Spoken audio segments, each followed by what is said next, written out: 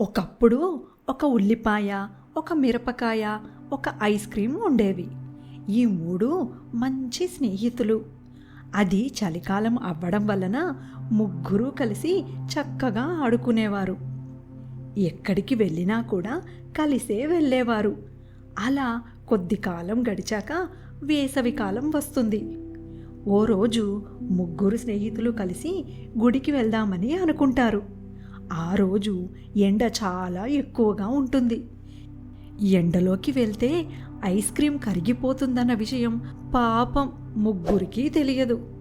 ముగ్గురు కలిసి నడుచుకుంటూ గుడికి వెళ్తుండగా ఎండవేడికి ఐస్ క్రీమ్ కాస్త కరిగిపోతుంది. ఐస్ క్రీమ్ చనిపోయిందని ఉల్లిపాయ, మిరపకాయ కూడా చాలా ఏడుస్తారు. గుడికి వెళ్తూ దారిలో ఆగిపోయిన ఉల్లిపాయ, మిరపకాయ ఏడ్చుకుంటూ మళ్ళీ గుడికి బయలుదేరుతారు. దారిలో ఒక బజ్జీ కొట్టు అతను మిరపకాయను తీసుకొని మిరపకాయ బజ్జీ వేసేస్తాడు. మిరపకాయ చనిపోయిందని పాపం మళ్ళీ ఉల్లిపాయ ఏడుస్తుంది. ఉల్లిపాయ అలా ఏడ్చుకుంటూ గుడికి వెళ్తుంది.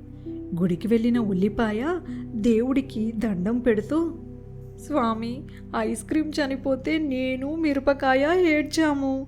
మిరపకాయ చనిపోతే నేను ఒక్కదాన్నే ఏడ్చాను. కానీ ఇప్పుడు నేను చనిపోతే నా కోసం ఎవరు ఏడుస్తారు అని అడుగుతుంది. అప్పుడు ఉల్లిపాయకు గుడిలో నుండి కొన్ని మాటలు వినిపిస్తాయి. బాధపడకు ఉల్లిపాయ, నీకు ఏదైనా జరిగితే నీకు హాని తలపెట్టిన వారే ఏడుస్తారు అని వినిపిస్తుంది. అప్పుడు ఉల్లిపాయ సంతోషంగా వెళ్ళిపోతుంది. అందుకే ఉల్లిపాయను కోయగానే మన కళ్ళల్లో నుండి నీళ్లు వస్తాయన్నమాట.